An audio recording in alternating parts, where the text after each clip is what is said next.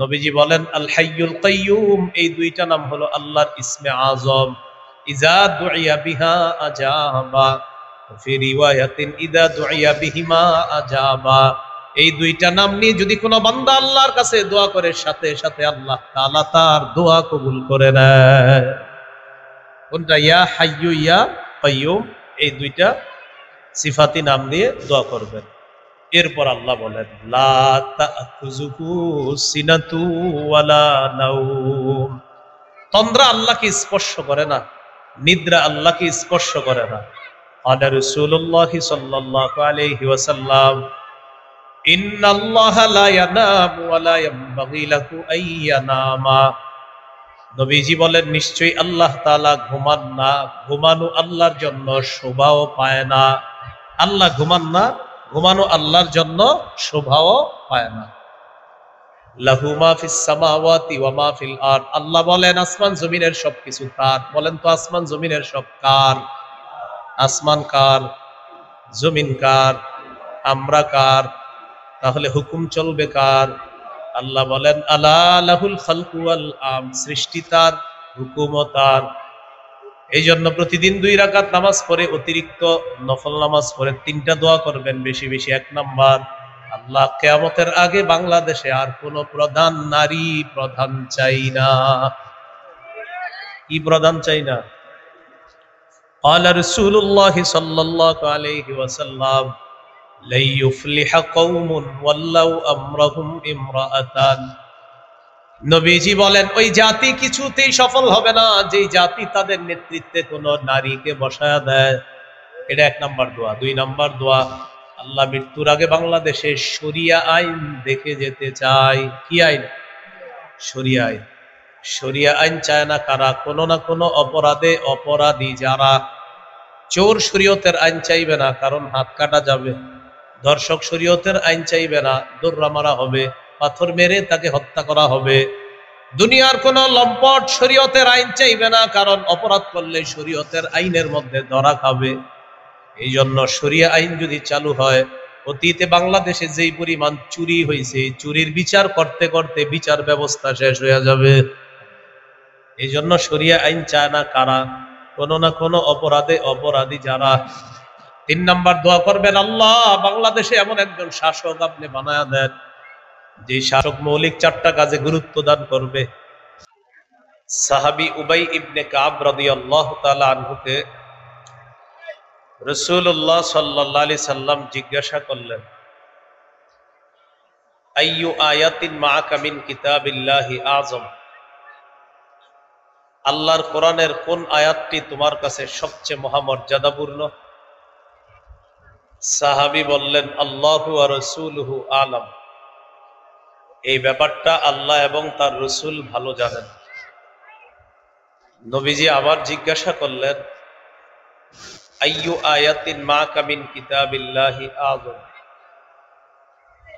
আল্লাহর কোরআনের কোন আয়াতটি তোমার কাছে সবচেয়ে মহামর্যাদাপূর্ণ?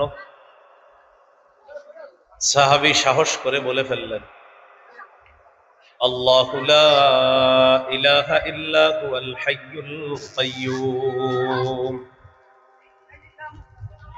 আয়াতুল কুরসি, এই আয়াতটি আমার কাছে কোরআনের সবচেয়ে মহামর্যাদাপূর্ণ আয়াত। রাসূলুল্লাহ সাল্লাল্লাহু আলাইহি সাল্লাম আমাকে শাবাশ দিলেন, আমার বুক চাপড়ে দিলেন, আমাকে শাবাশ দিলেন। এর মানে নবী আমাকে সমর্থন দিলেন, তোমার কথাটা সঠিক। আয়াতুল কুরসি কোরআনের সবচেয়ে মহামর্যাদাপূর্ণ আয়াত।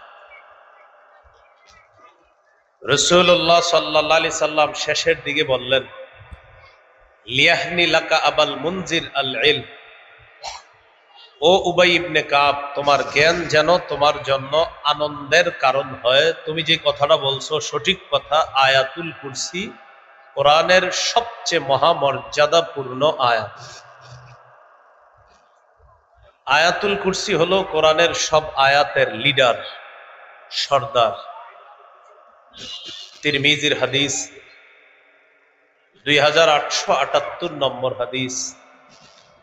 এই হাদিসের বর্ণনাকারী আবু হুরায়রা রাদিয়াল্লাহু তাআলা তিনি বলেন, عن أبي هريرة رضي الله تعالى عنه قال قال رسول الله صلى الله عليه وسلم لكل شيء سنام وإن سنام القرآن سورة البقرة فيها آية هي سيدة آي القرآن هي آية الكرسي রাসূলুল্লাহ সাল্লাল্লাহু আলাইহি সাল্লাম বলেন, প্রত্যেকটা জিনিসের একটা সর্বোচ্চ চূড়া আছে। কোরআনের সর্বশ্রেষ্ঠ শাখা হলো সূরাতুল বাকারা। সূরা বাকারায় একটা আয়াত আছে। এই আয়াতটা কোরআনের সমস্ত আয়াতের লিডার, সমস্ত আয়াতের সর্দার। এই আয়াত হলো আয়াতুল কুরসি। আয়াতুল কুরসির একটা জিহ্বা আছে, দুইটা ঠোঁট আছে। মাজমাউজ জাওয়ায়েদ হাদিসের একটা কিতাব, এই কিতাবের 6 নম্বর খণ্ড 324 নম্বর পৃষ্ঠা রাসূলুল্লাহ সাল্লাল্লাহু আলাইহি সাল্লাম বলেন, ওয়াল্লাযী নাফসি বিয়াদিহি ইন্না লাহা লিসানাও ওয়া শাফাতাইন তুকদ্দিসুল মালিকা ইনদা সাকিল আরশ। নবীজি বলেন, আল্লাহর কসম, আয়াতুল কুরসির একটা জিহ্বা আছে, দুইটা ঠোঁট আছে। এই জিহ্বা আর ঠোঁট দিয়ে আরশের কাছে আল্লাহর পবিত্রতা বর্ণনা করতেছে। প্রত্যেক 5 ওয়াক্ত নামাজের পরে আয়াতুল কুরসি পড়বেন। 5 ওয়াক্ত নামাজের পরে আয়াতুল কুরসি পড়ার চেষ্টা করবেন, নিয়মিত আমলটা করা। হাদিসের একটা কিতাব আছে নাম বুলুগুল মারাম। এই কিতাবের 97 নম্বর হাদিস, قال رسول الله صلى الله عليه وسلم من قرأ آية الكرسي دبر كل صلاة مكتوبة لم يمنعه من دخول الجنة إلا الموت। রাসূলুল্লাহ সাল্লাল্লাহু আলাইহি সাল্লাম বলেন, যে ব্যক্তি প্রত্যেক 5 ওয়াক্ত নামাজের পর আয়াতুল কুরসি পড়বে, তার আর মৃত্যুর মাঝে, তার আর জান্নাতের মাঝে শুধু মৃত্যুটা বাকি থাকবে, সে মারা যাবে, জান্নাতে যাবে। এই জন্য 5 ওয়াক্ত নামাজের পর আয়াতুল কুরসি পড়া। সহিহ বুখারীর বর্ণনা, 2311 নম্বর হাদিস। রমজান মাসে সদকাতুল ফিতির আদায় করার জন্য সাহাবায়ে কেরাম সদকার মাল নবীর কাছে জমা রাখলেন। তো মাল জমা রাখলেন, এটাকে গোডাউন বলে। মালের গোডাউন পাহারা দেওয়ার জন্য রাসূলুল্লাহ সাল্লাল্লাহু আলাইহি সাল্লাম তার সাহাবী আবু হুরায়রা রাদিয়াল্লাহু তাআলা আনহুকে পাহারাদার নিযুক্ত করলেন। আবু হুরায়রা রাদিয়াল্লাহু তাআলা আনহু বলেন, ওয়াক্কালানি রাসূলুল্লাহ সাল্লাল্লাহু আলাইহি ওয়াসাল্লাম ফি হিফজি যাকাতি রমাদান। নবীজি আমাকে রমজান মাসে সদকাতুল ফিতরের মাল পাহারা দেওয়ার জন্য নিযুক্ত করলেন। আতানি আতিন, রাতের বেলা এক চোর আসছে চুরি করার জন্য।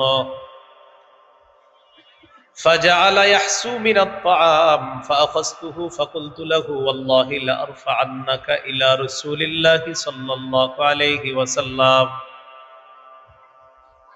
চোর খাবারের মধ্যে হাত দিছে দেওয়ার পর আমি চোরকে ধরে ফেললাম আর বললাম, আল্লাহর কসম, আমি তোমাকে নবীর কাছে উপস্থিত করব। চোরকে আমি ধরে ফেললাম আর বললাম, আল্লাহর কসম, আমি নবীর কাছে তোমাকে নিয়ে যাব। তো চোর বলল, ইন্নী মুহতাজুন ওয়ালি ইয়ালুন ওয়ালি হাজাতুন শাদীদা, আমি অভাবী মানুষ, আমার দায়িত্বে পরিবার আছে, আমার প্রচন্ড অভাব, এই জন্য চুরি করতে আসছে, আজকের মতো ছেড়ে দাও। ওয়াল্লাহি লা আউদু, আর কখনো আমি চুরি করতে আসব না। আবু হুরায়রা ছেড়ে দিছে চোর। সকালবেলা নবীজির কাছে গেছে এই ঘটনা বলার জন্য, গত রাতে যা ঘটছে এটা বলার জন্য। আবু হুরায়রা নবীজিকে ঘটনা বলার আগেই নবী আবু হুরায়রাকে প্রশ্ন করলেন, মা ফাআলা আসিরুকাল বারিহাতা ইয়া আবা হুরায়রা। আবু হুরায়রা, গত রাতে বন্দী চোর তোমার সাথে কি আচরণ করছে? মানে আবু হুরায়রা ঘটনা শোনানোর আগেই নবী বলতেছে, চোর কালকে তোমার সাথে কি করছে বলো তো।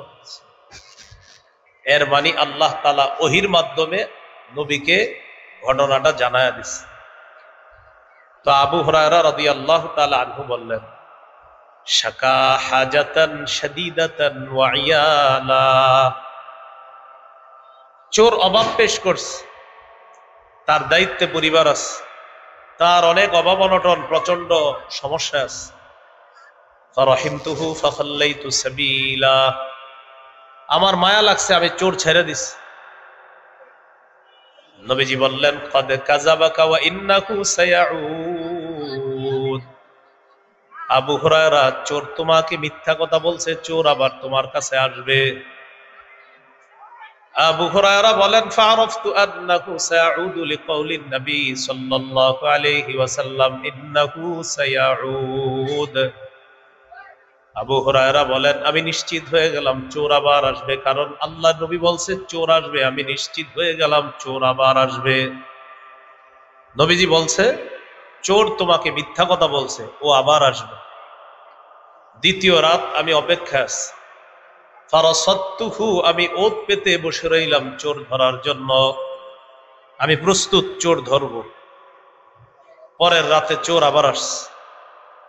আসার পর ফাআখাযতুহু, আমি চোর ধরে ফেললাম। ওয়া কুলতু লাহু ওয়াল্লাহি লা আরফা'আন্নাকা ইলা রাসূলিল্লাহি সাল্লাল্লাহু আলাইহি ওয়াসাল্লাম। চোর ধরলাম আর বললাম, আল্লাহর কসম আমি তোমাকে নবীর কাছে নিয়ে যাব।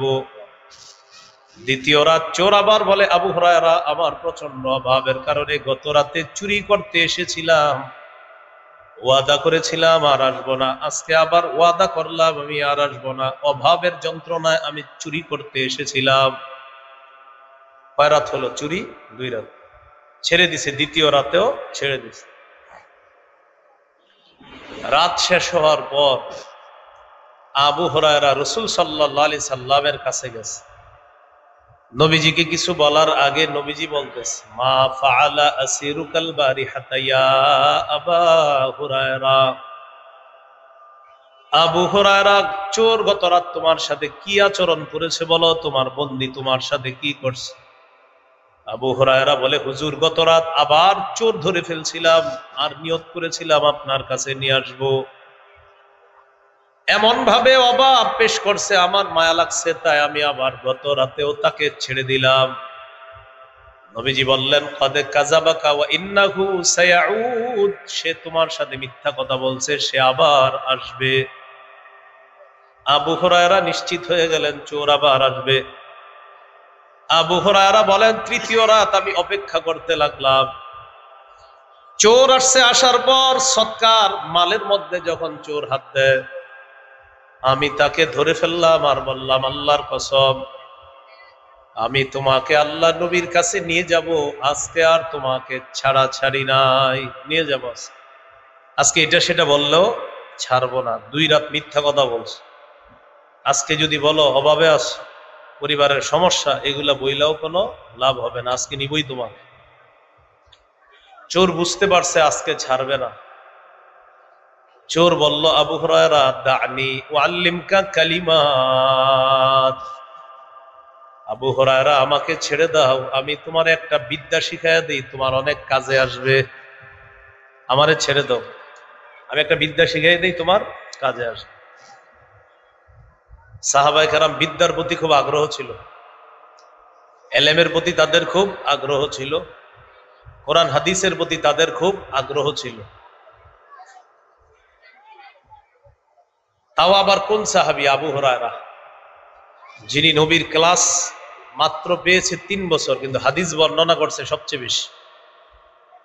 মুসলমান হওয়ার পর নবীকে বেশি দিন পায় নাই তিনি। কিন্তু ৫,০০০-এর বেশি হাদিস তিনি বর্ণনা করছেন। কয় হাজার? ৫,০০০-এর বেশি হাদিস বর্ণনা করছেন। এই আবু হুরায়রা রাদিয়াল্লাহু তাআলা আনহু কিন্তু প্রথম দিকে অত মেধাবী ছিলেন না, শুরুর দিকে উনি মেধাবী ছিলেন না বেশি। একদিন মসজিদে বসে রয়েছে, বুখারীতে আছে ১১৯ নম্বর হাদিস। রাসূল সাল্লাল্লাহু আলাইহি সাল্লাম মসজিদে আসছে।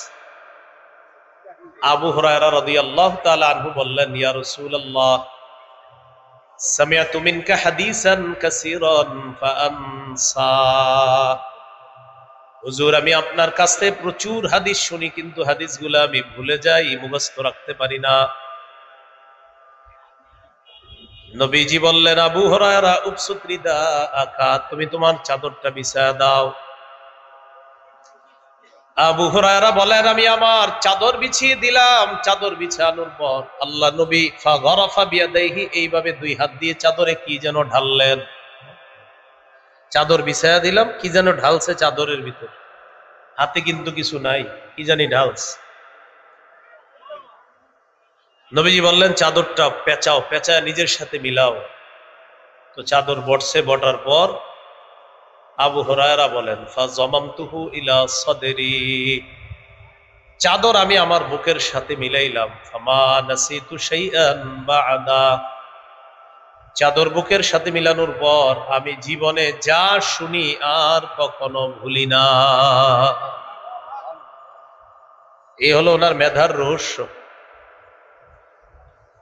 আবু হুরায়রাকে তৃতীয় রাত চোর যখন ধরা পড়ছে, ধরা পড়ার পর বুঝতে পারছে আবু হুরায়রা তাকে আর ছাড়বে না। চোর বলল, আবু হুরায়রা দানি ওয়াল্লিমকা কালিমাত, আবু হুরায়রা আমাকে ছেড়ে দাও, আমি তোমাকে কিছু বিদ্যা শিখায় দেই, যে বিদ্যা তোমার কাজে আসবে। আবু হুরায়রার মনের মধ্যে একটু মায়া লাগা শুরু করছে, আবার মায়া লাগতেছে, বিদ্যা শিখায় দিবে, এর বিনিময়ে তাকে যেন আমি ছেড়ে দেই, এটা সে চাইতেছে।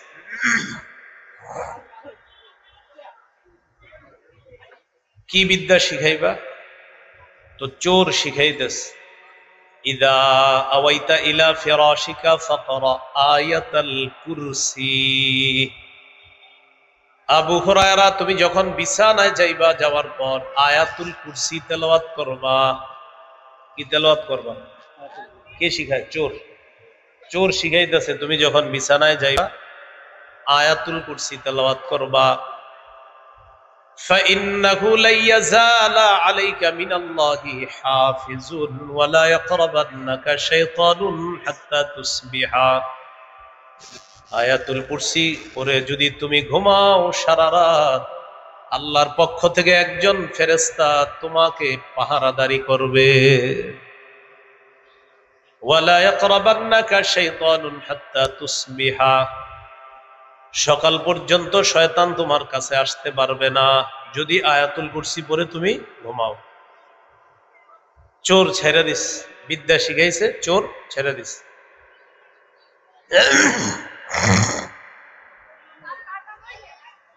পরের দিন নবীজির কাছে আবার গেছে আবু হুরায়রা। নবীজি বললেন, মা ফাআলা আসিরুকাল বারিহাতা ইয়া আবা হুরায়রা। আবু হুরায়রা, গতকাল চোর তোমার সাথে কি আচরণ করছে বলো। আবু হুরায়রা জবাব দিলেন, ইয়া রাসূলুল্লাহ, গত রাত চোর যখন আসছে, আসার পর তাকে আমি ধরে ফেললাম। ধরার পর আমি তাকে বললাম, হাযিহি আখিরু সালাসি মাররাত, এই হলো তৃতীয়বার।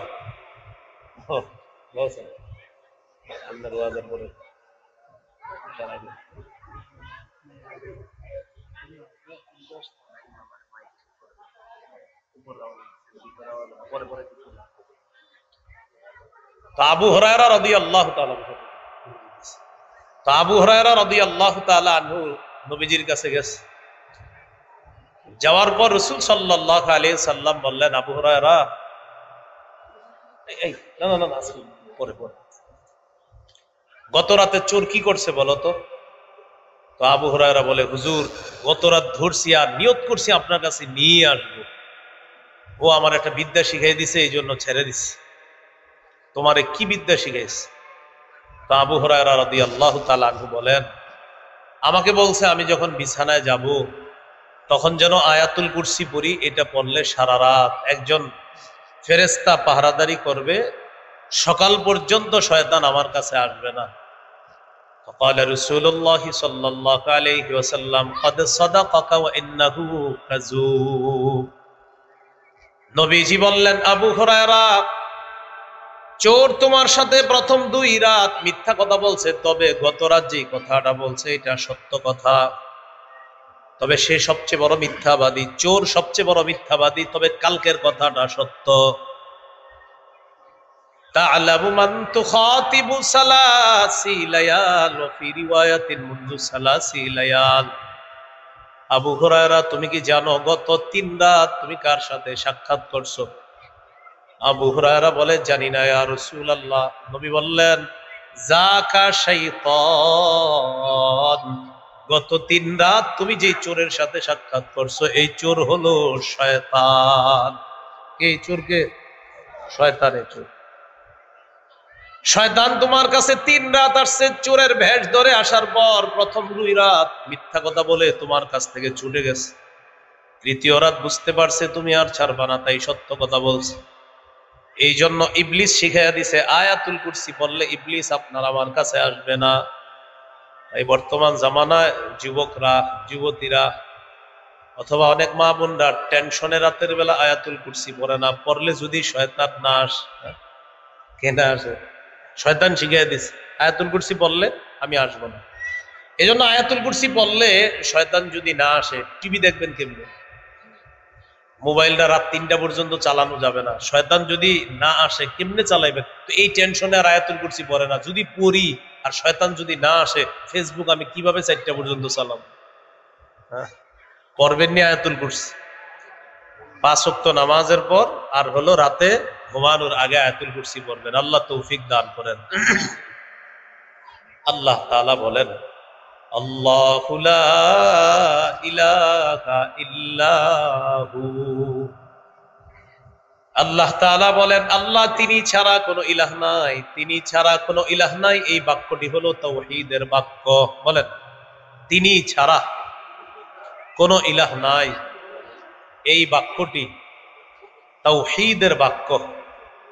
বলেন, তাওহীদের মৌলিক 4টি শর্ত বলেন সবাই। 1, আল্লাহ ছাড়া কোনো ইলাহ নাই, এই বিশ্বাস নিয়ে মৃত্যুবরণ করা। 2, আল্লাহ ছাড়া কোনো ইলাহ নাই, এই কথায় সামান্য সন্দেহ করা যাবে না। 3, আল্লাহ ছাড়া কোনো ইলাহ নাই, এটা মুখে বলার পাশাপাশি অন্তরে বিশ্বাস করা। 4, আল্লাহ ছাড়া কোনো ইলাহ নাই, এটা তখন প্রমাণ হবে যদি আমি সব কিছুর চাইতে আল্লাহকে বেশি ভালোবাসি। এই 4 শর্ত। 1 নম্বর, আল্লাহ ছাড়া কোনো ইলাহ নাই, এই বিশ্বাস নিয়ে মরা। 2 নম্বর, আল্লাহ ছাড়া কোনো ইলাহ নাই, এই কথায় সন্দেহ করা যাবে না। 3 নম্বর, আল্লাহ ছাড়া কোনো ইলাহ নাই, মুখেও বলা, অন্তরে বিশ্বাস করা। 4 নম্বর, আল্লাহ ছাড়া কোনো ইলাহ নাই, এটা তখন বোঝা যাবে যদি আল্লাহকে সবচেয়ে বেশি ভালোবাসি। 1 নম্বর শর্ত, আল্লাহ ছাড়া কোনো ইলাহ নাই, এই বিশ্বাস নিয়ে মৃত্যুবরণ করা। সহিহ বুখারীর বর্ণনা 26 নম্বর হাদিস। عن عثمان رضي الله تعالى عنه قال قال رسول الله صلى الله عليه وسلم من مات وهو يعلم أنه لا إله إلا الله دخل الجنة। নবীজি বলেন, কেউ যদি এই বিশ্বাস নিয়ে মারা যায় আল্লাহ ছাড়া কোনো ইলাহ নাই, আমি নবী বলে দিলাম তাকে জানায়া দিবা দাখলাল জান্নাহ, সে জান্নাতে প্রবেশ করবে। সহিহ বুখারীর বর্ণনা 1237 নম্বর হাদিস। জিবরিল আমিন আসছে রাসূল সাল্লাল্লাহু আলাইহি সাল্লামের কাছে। আসার পর বললেন, বাশশির উম্মাতাকা আন্নাহু মান মাতা মিন উম্মাতিক লা ইউশরিকু বিল্লাহি শাইআ দাখালাল জান্নাহ। জিবরিল আমিন এসে বলে, ইয়া রাসূলুল্লাহ, আপনি আপনার উম্মতকে জানায়া দেন, আপনার উম্মত যদি শিরিক না করে মারা যায়, আল্লাহ একে বিশ্বাস নিয়ে মারা যায়, শিরিক করা ছাড়া মারা যায়, সুসংবাদ জানায়া দেন, এই উম্মত জান্নাতে প্রবেশ করবে। এক নাম্বার শর্ত, আল্লাহ ছাড়া কোনো ইলাহ নাই এই বিশ্বাস নিয়ে মৃত্যুবরণ করা। দুই নাম্বার শর্ত, আল্লাহ ছাড়া কোনো ইলাহ নাই এই কথায় কোনো সন্দেহ করা যাবে না।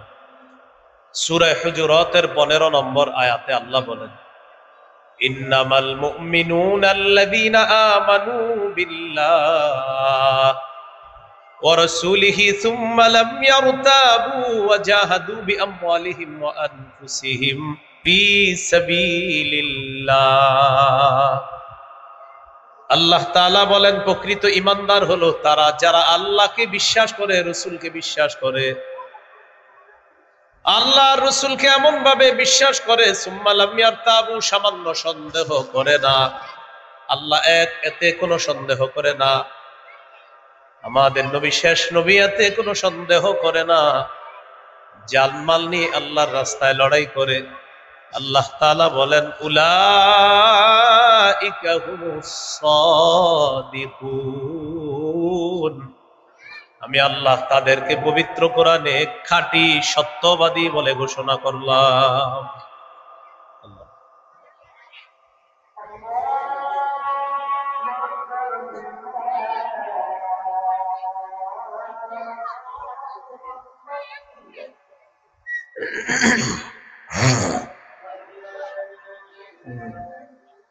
হুজুরাতের 15 নম্বর আয়াত আমরা জানলাম।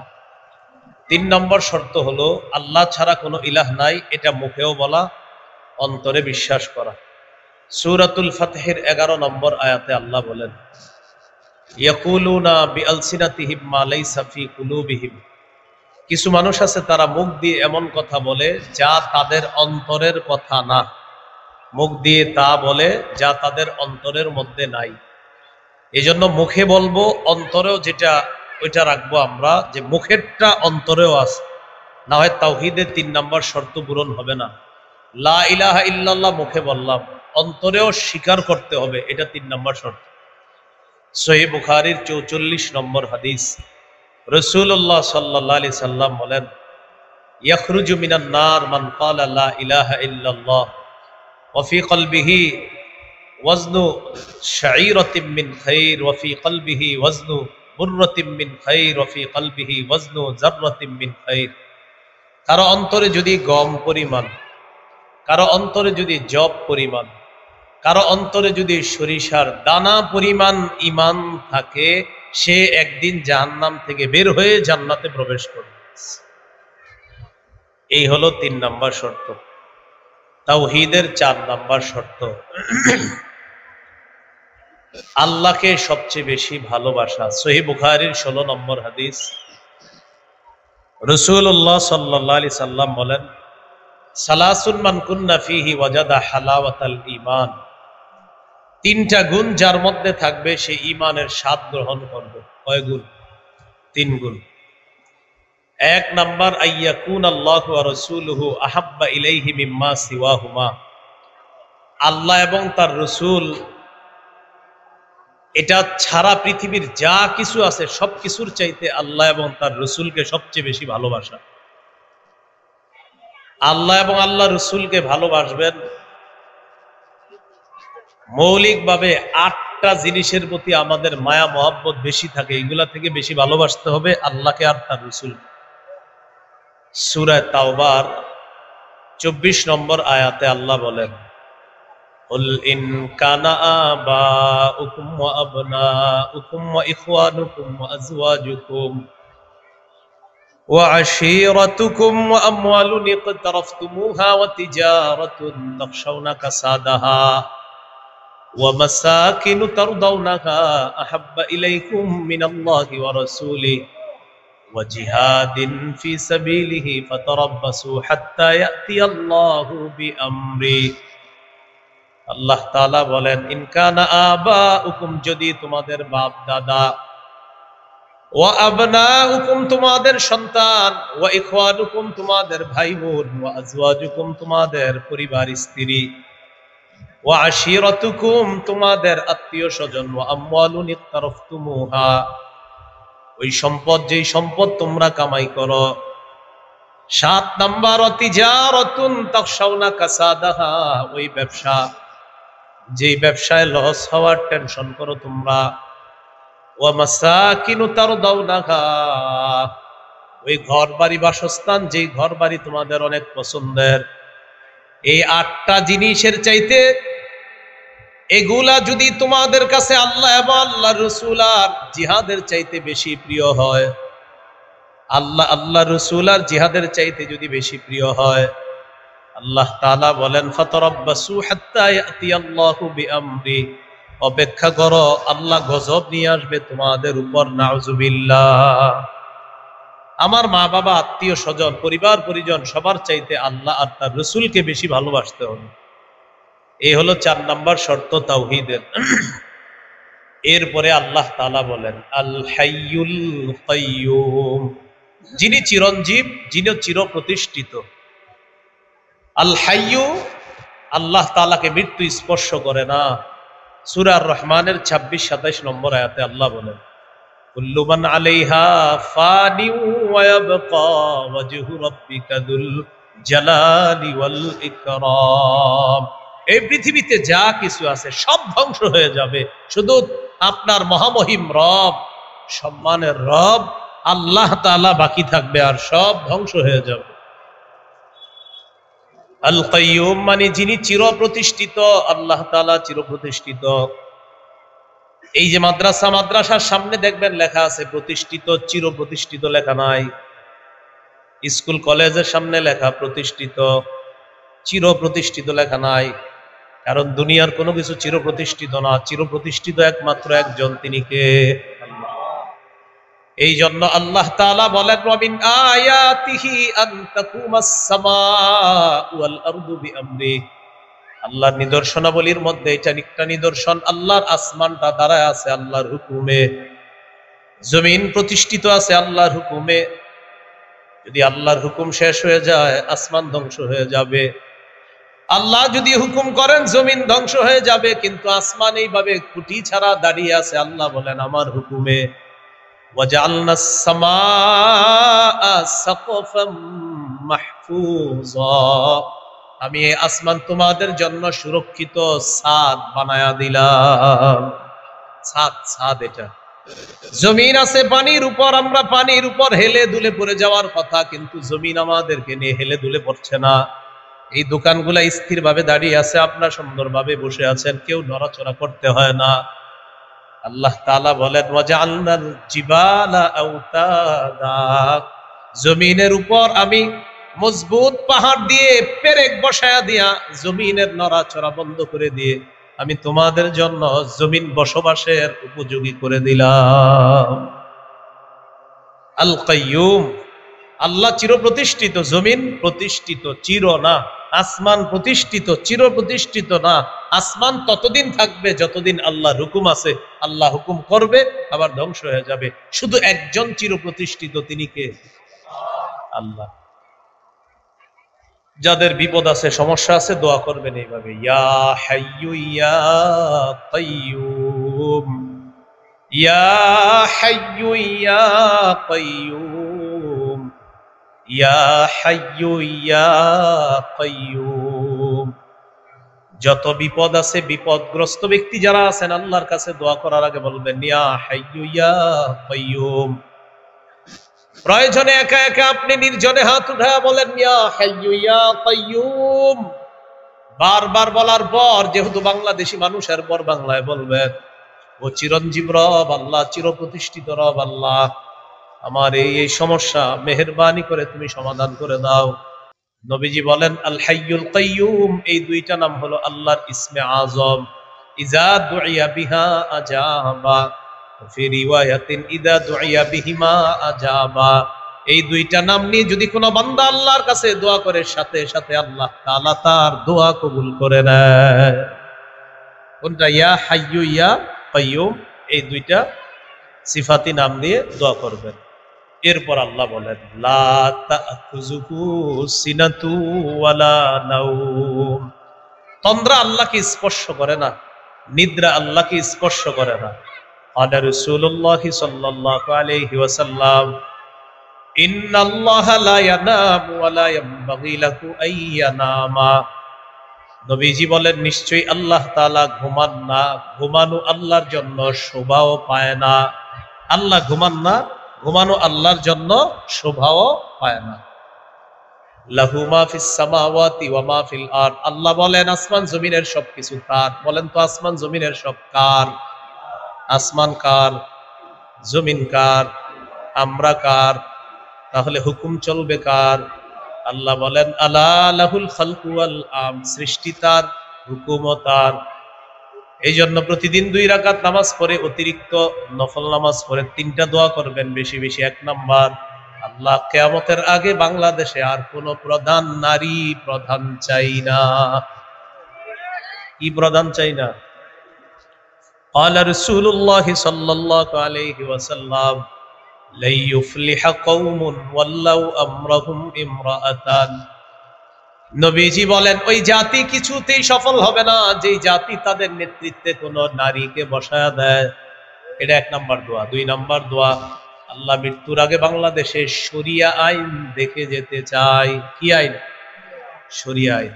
শরিয়া আইন চায় না কারা? কোন না কোন অপরাধে অপরাধী যারা। চোর শরীয়তের আইন চাইবে না, কারণ হাত কাটা যাবে। ধর্ষক শরীয়তের আইন চাইবে না, দৌড়া মারা হবে, পাথর মেরে তাকে হত্যা করা হবে। দুনিয়ার কোন লম্পট শরীয়তের আইন চাইবে না, কারণ অপরাধ করলে শরীয়তের আইনের মধ্যে ধরা খাবে।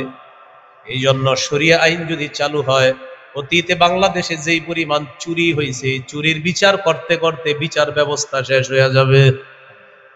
এই জন্য শরিয়া আইন চায় না কারা? কোন না কোন অপরাধে অপরাধী যারা। 3 নাম্বার দোয়া করবেন, আল্লাহ বাংলাদেশে এমন একজন শাসক আপনি বানায়া দেন যে শাসক মৌলিক 4টা কাজে গুরুত্ব দান করবে। 1 নাম্বার নামাজ কায়েম করবে, 2 নাম্বার যাকাত আদায় করবে, 3 নাম্বার সৎ কাজের আদেশ করবে, 4 নাম্বার অসৎ কাজের নিষেধ করবে। সূরা হজের 41 নম্বর আয়াতে আছে আল্লাযীনা ইম্মাক্কানাহুম ফিল আরদি আকামুস সালাহ ওয়া আতাউয যাকাতা ওয়া আমারু বিল মা'রুফি ওয়া নাহাউ আনিল মুনকার।